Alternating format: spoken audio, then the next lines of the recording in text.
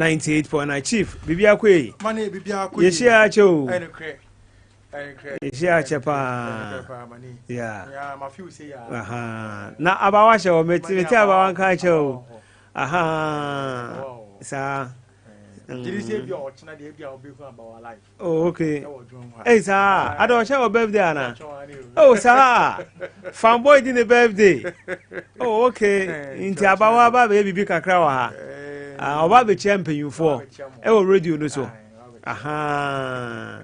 O chance the questions dey be anka oba papa hona na nka na ba drive on so. Oh, okay. No we say say, dey nti na change obe so do tu kwan no. So boy wa show no so kwa brechi nko ade a. Okay. Wo oba be fa wako. Na o ma ba bia njombo so wo Ghana. Sir. Yeah. Yenda ase wona wo kan. Oh, sir. See ya haya na so there. Abrochi de obekọ de ade se ba na ba be fo akọ na obo betumi di wakọ ne de ya ba wa. It's funny sanity. Yeah. But don't say before our first game. Okoba against Great Olympics. Oh, okay. Our class post. Oh, okay. And it's now features now by Tuja. And it's say week 1 before I go to Great Olympics. Oh, okay. But the Nyagro. Nyagro. Na abawa support team eh? Local na for. Yeah, local. Local the na foreign eh? Foreign or Manchester. Or Manchester United. Oh, okay. Boy ni Chelsea. Oh, okay. Okay, now because you are Manchester. Okay. So only Manchester so. Oh, okay. Or United. Aha, hono na bi na ba no. Hono goalkeeper na bi aba. Hono na bi aba only defender. Aha, onto the boy say. So say obesha say ni England for the England captain. I know you're England captain. Oh yes, England captain. They say who said yes. The year name Guasia and I'm so Maudi free Manchester Maguire Maguire late Maguire bar but a true and you sell Besha said a first England for captain. Who is Ebia the approach and one quality of a goalkeeper and they say ultimate direct two defenders to control defenders. So you control over your defenders. But then you control just all team. Who say no who face the opponent when him actual opponent the opponent in about who no more than the defender no or defender in the cheek and actual goalkeeper no and they say who goalkeeper no one control no one can say na or to me cause a mistake bia a bit my little to go no one even was not who consider a lot of goals and to goalkeeper one quality of a good goalkeeper they say or team control the defenders okay snatch and defenders say you know oba fa money but what I say yes until now who can say what team ma go akasa on the field of play but they be the way approach now what they can no and now they can no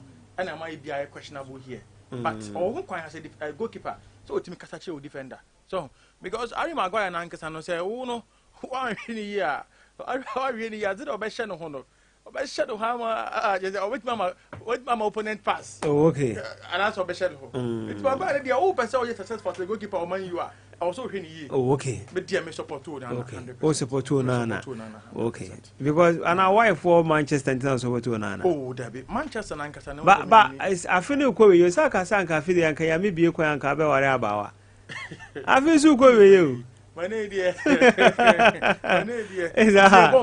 it's agency was maybe also ya me anyway o cha abawa baba nti se na wa foto bi so a otu mi no mu dia he no na me newsroom ha mrebi uti me trans as Fadal tea o kasa kire me no eno so ma me da tumitiri o sa nti eno so me tu hwana mo ye da me ase nya me mpa na me bo se e be yiye ye da me ase Fadal yenkwai nti mane bofo anya gro bofo first match Olympics ni Olympics nti the second game obebo fie against RTU okay, fixtures na shall say aba. Oh, fixtures. Okay, Premiership there na walk. Make Ghana Premier League. Hey. On say for the love of the game. Love of the game. Which one already?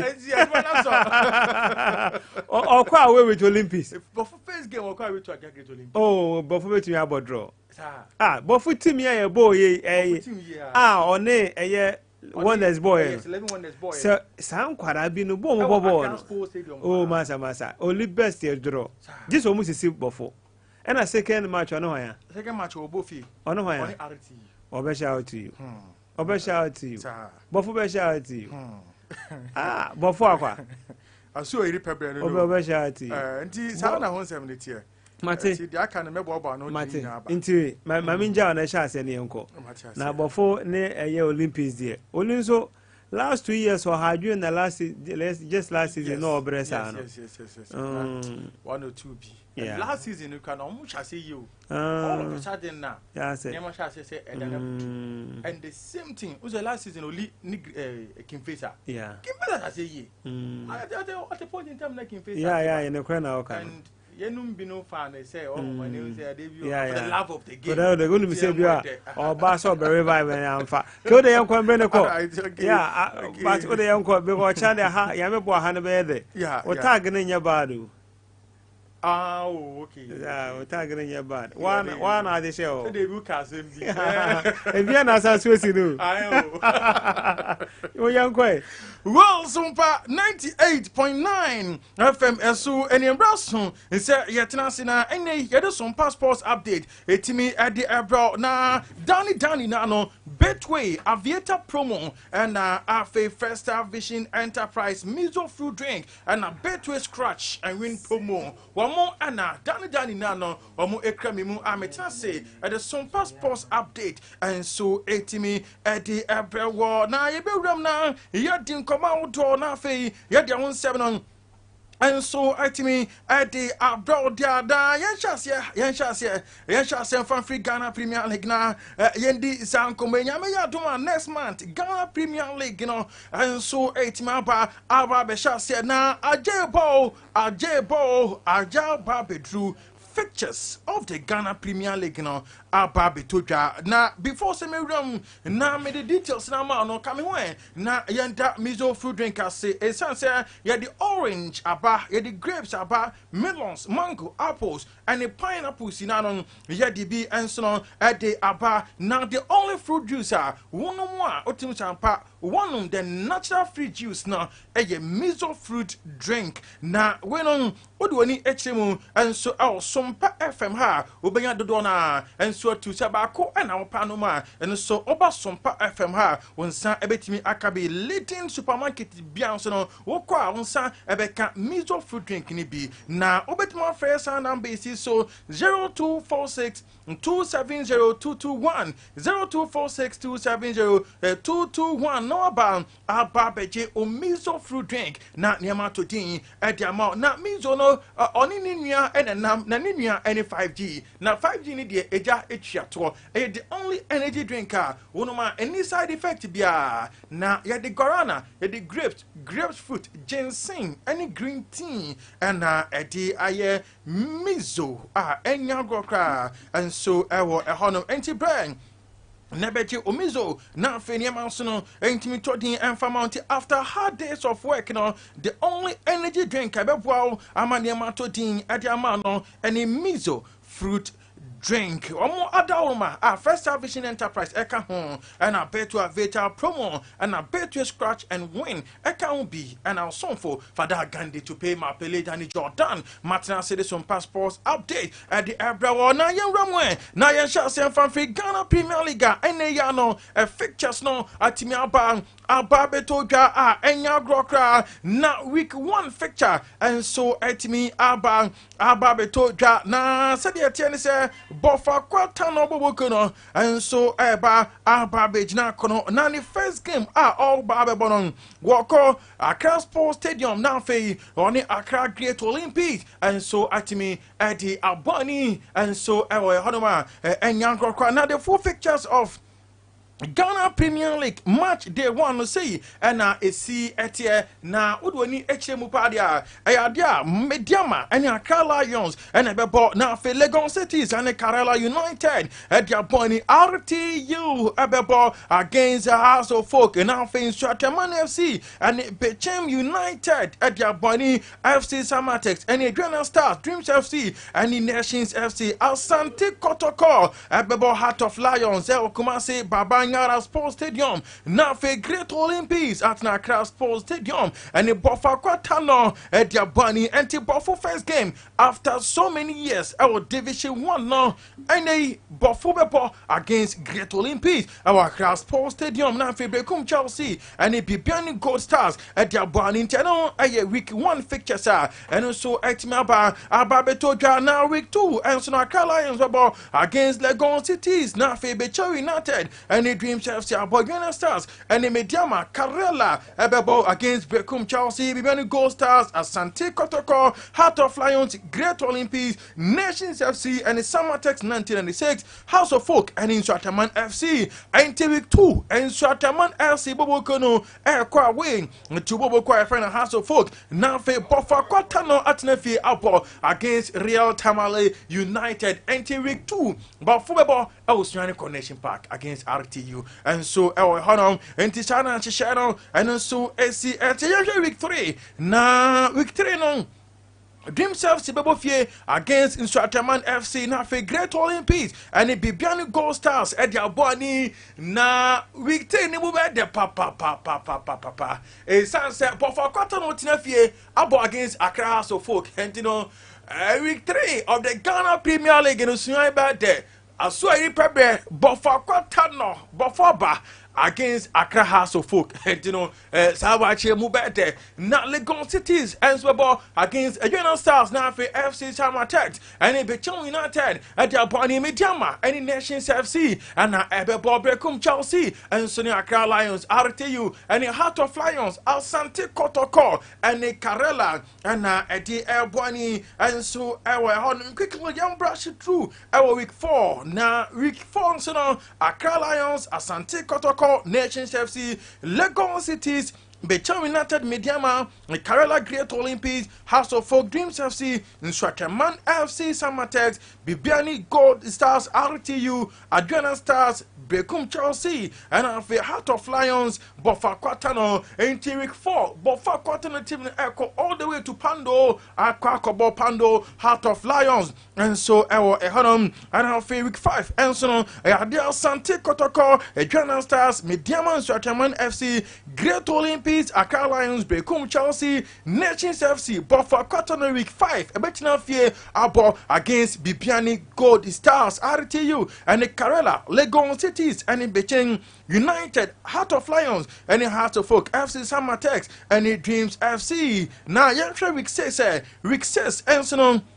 House of Folk Samatex, Karela Bofa Kwatano into week 6, Bofubeko away to Karela United, and after Dreams FC in Mediama Adriana Stars, and the Great Olympics in Swataman FC Legon Cities, Beton United Bekum Chelsea, Bibiani Gold Stars, Heart of Lions, Nations FC, Asante Kotoko, Accra Lions, RTU, and Tia Fancy week 6, and to the Mamini Nkwa, Mamini Bofa Kwatano Dianunkwa, and Famau, the Channel Bofa Kwatano. The first game, our Ghana Premier League, you know, our Bebo against Great Olympics. Now, the second game, our Betina Fien, now about against RTU. Now, for the third game, was Betina Fien about against House of Folk. And to Bofo Bebo Fiem, you know, our Bebo Fien Bako against RTU. Now, Betina Fien about against House of Folk. And you know, sad 2 matches, you know, sad 2 home matches, you know, mass win for Bofa Kwatano Bobo Konon. Now for week 4, Bofa Kwatano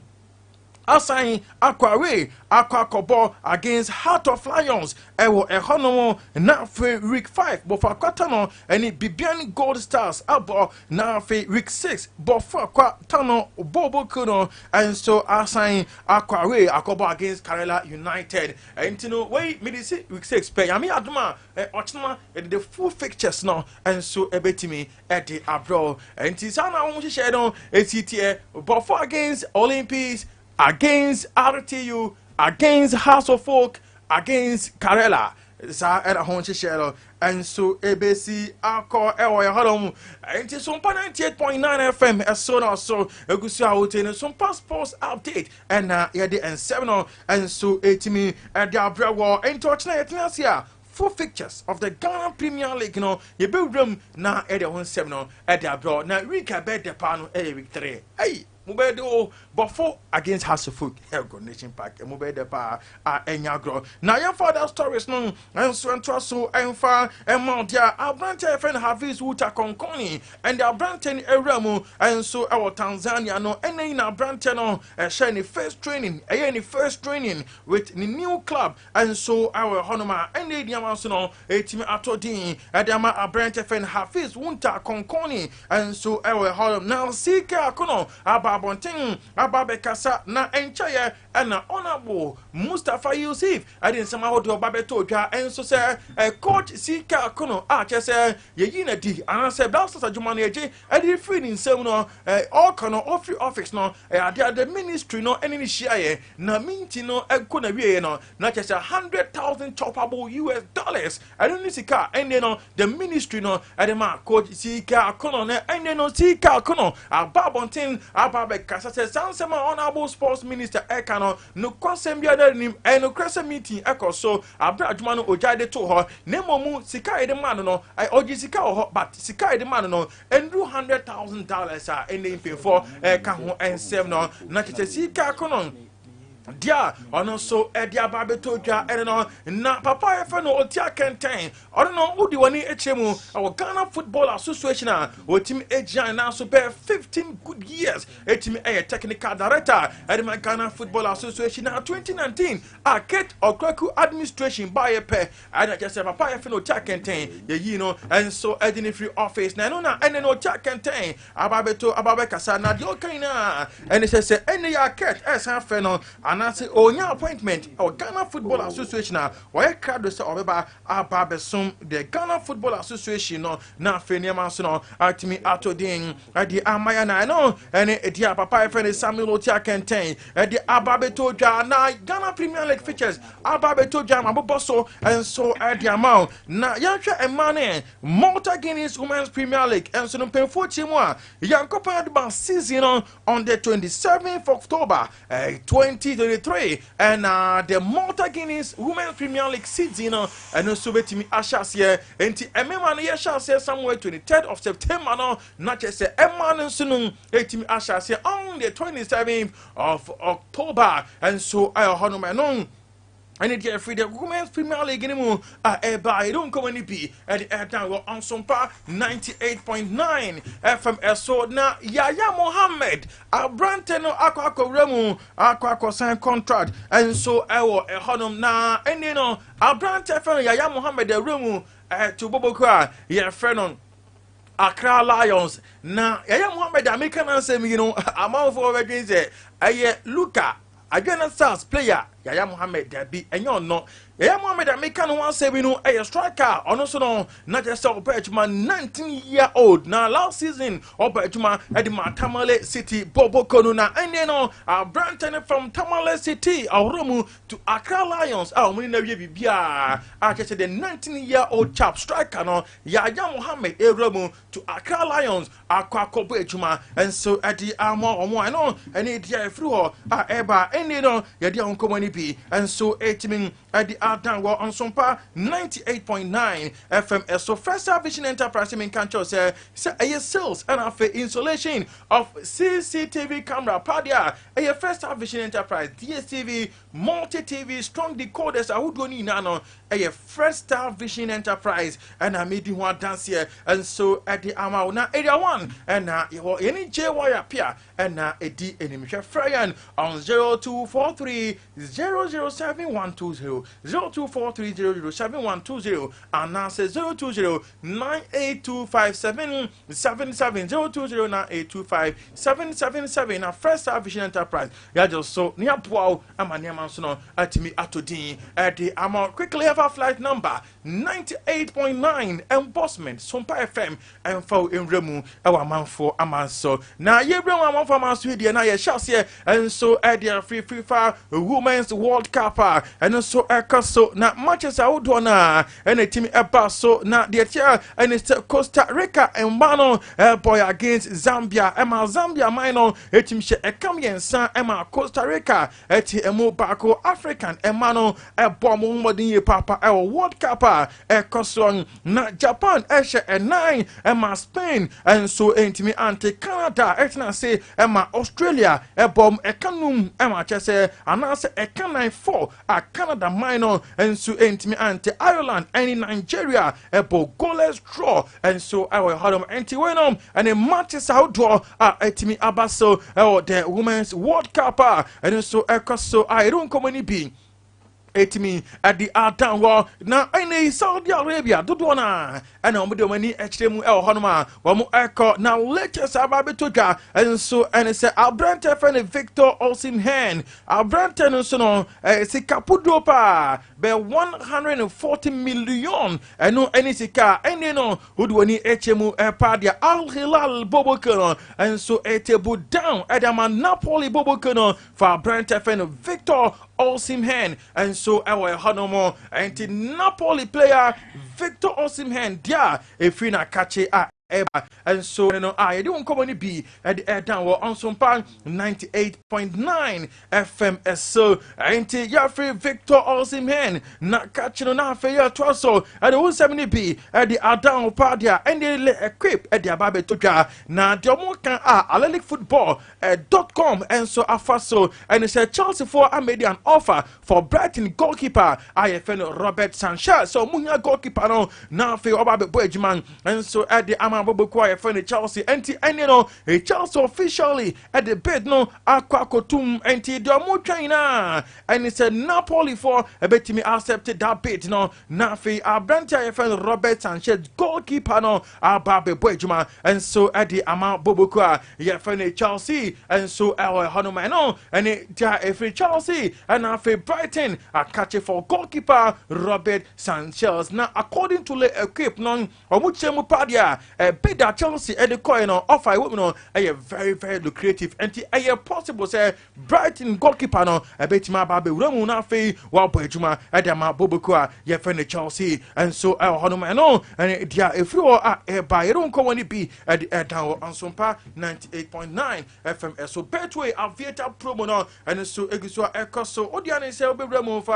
100 Ghana cedi pay remo na 10,000 Ghana cedi no also to me really instantly na niema so no etim etodin at the amount na Betway scratch and win promo no and so Egiswa Echo so na ultimi stand a chance from 19th June Echo kosi 30th July no ultimi winning 10 million Ghana cedi and so El Honum Betway bet responsible Betway bet your way na feni manso at me atodin at the ama on this note now yeah sorry so now the best drive time show in town no atwaso at the ama edino aye Fadal Ghandi to pay my pele Danny Jordan yami yad mo chana pa yabeba na 650 Hawkona at the sports tidbit and as a sports bit no yegrim nafi ye the average 9:45 to 12 p.m. nafi the premier sports at the abroad the same time tomorrow 4:40 mensiamba na me the sports update and so at the average